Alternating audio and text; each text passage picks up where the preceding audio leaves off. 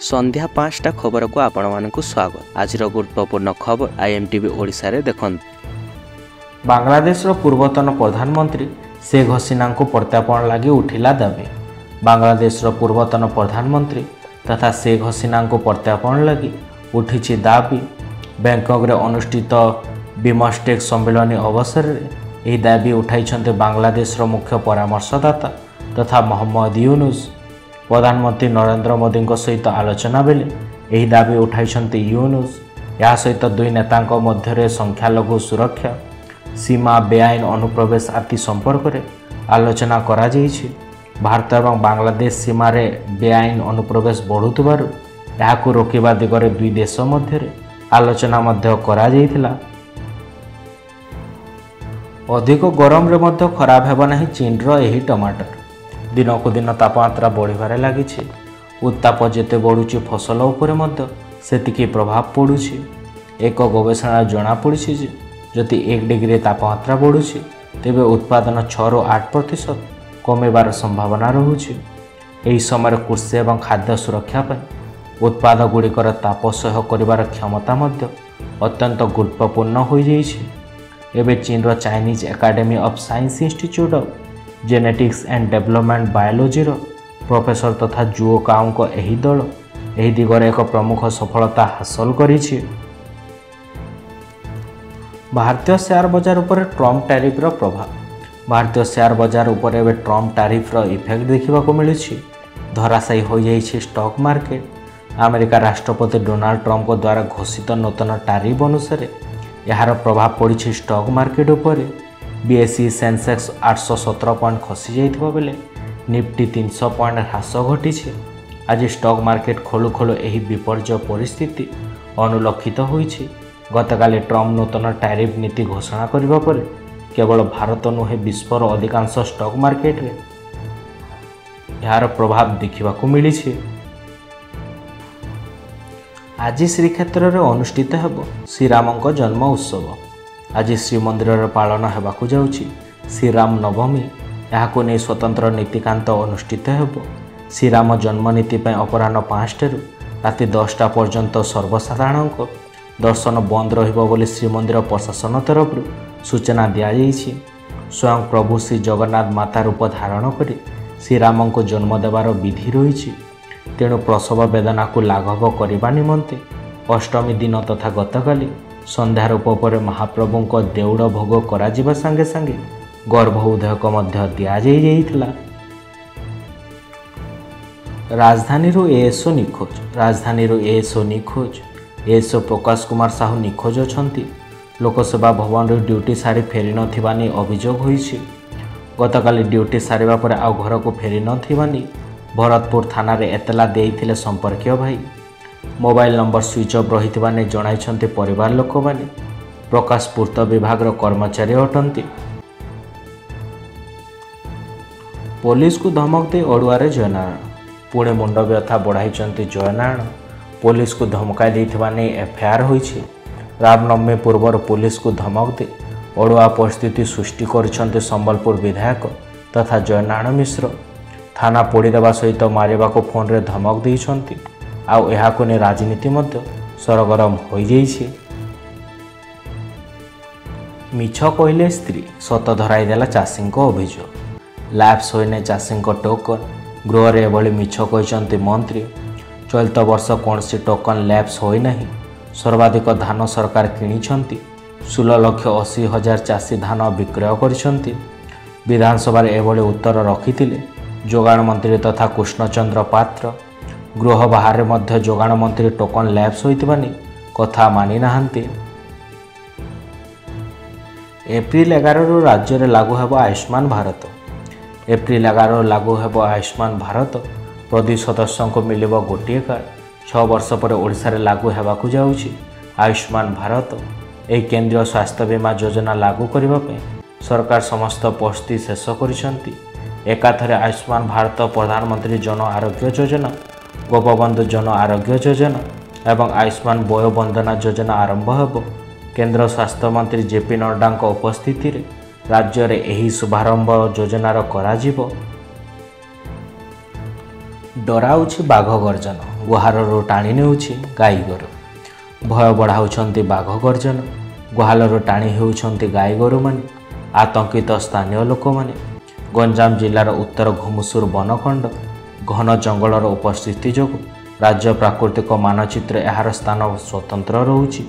ଦୀର୍ଘ ଏବଂ ପ୍ରଶସ୍ତ ଜଙ୍ଗଲ ପାଇଁ ବନ୍ୟ ଜୀବଜନ୍ତୁଙ୍କ ମୁକ୍ତ ବିଚାରସ୍ଥଳୀ ପାଲଟି ଯାଇଛି ଏହି ଜଙ୍ଗଲ।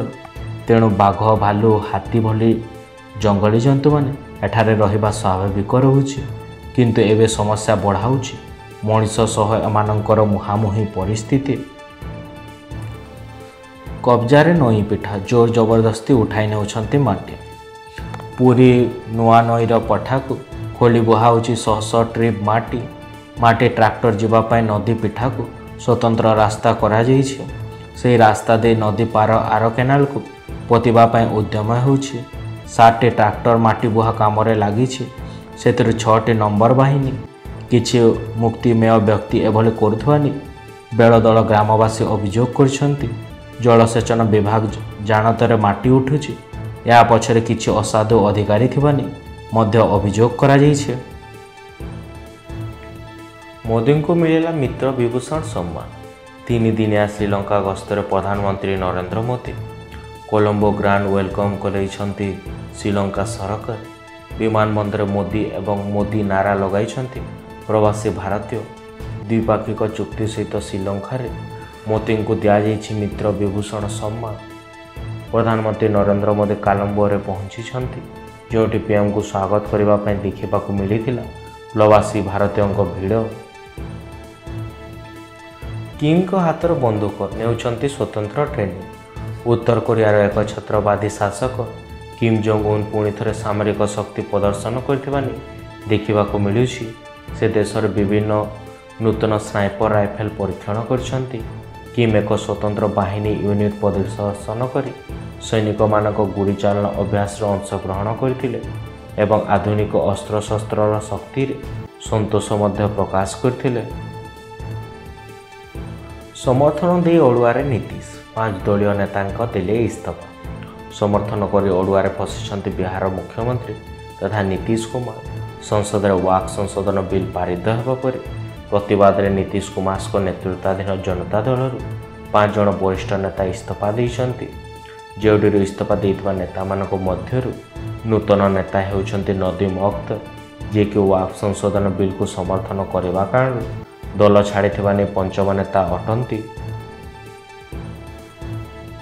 ଜାମ୍ମୁ କାଶ୍ମୀରର ନୂତନ ପର୍ଯ୍ୟଟନସ୍ଥଳୀ ପାଲଟିଗଲା ଟ୍ୟୁଲିପ୍ସ ଗାର୍ଡେନ୍। ବର୍ତ୍ତମାନ ଜାମ୍ମୁ କାଶ୍ମୀରର ସଂସରାରେ ହୋଇଥିବା ଟ୍ୟୁଲିପ୍ସ ଗାର୍ଡେନ୍ ପର୍ଯ୍ୟଟକଙ୍କ ପାଇଁ ଆକର୍ଷଣ କେନ୍ଦ୍ରବିନ୍ଦୁ ପାଲଟି ଯାଇଛି। 1.5 ଲକ୍ଷ ଟ୍ୟୁଲିପ୍ ଫୁଲରେ ସଜ୍ଜିତ ଏହି ଗାର୍ଡେନ୍ ପୁରା ଅଞ୍ଚଳକୁ ମହକାଇ ଦେଉଛି।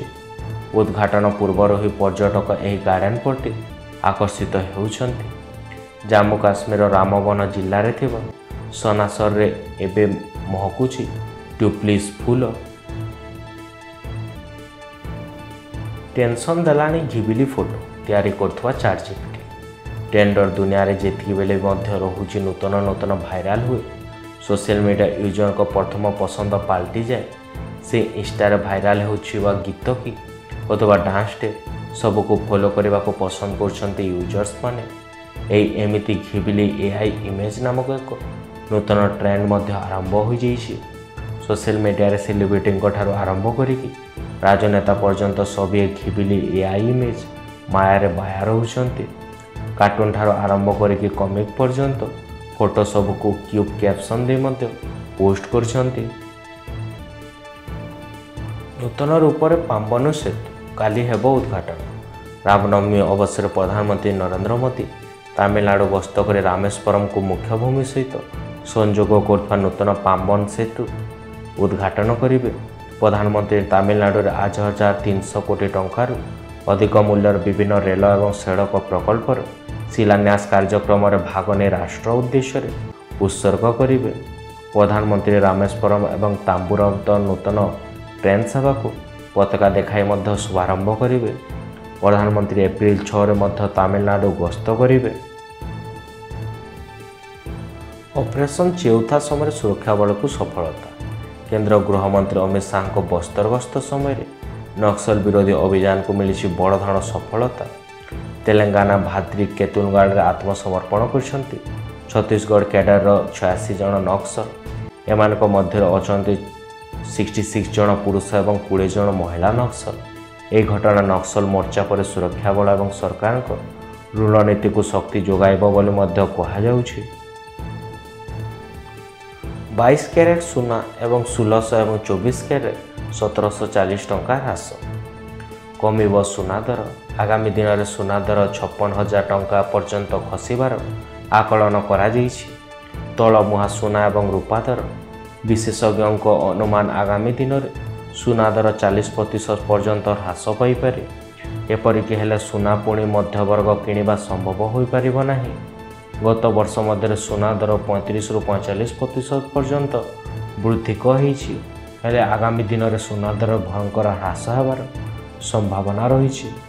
ଏହି ହ୍ରାସ 48,000%ରୁ ମଧ୍ୟ ଅଧିକ ହୋଇପାରେ ବୋଲି ଆକଳନ କରାଯାଉଛି।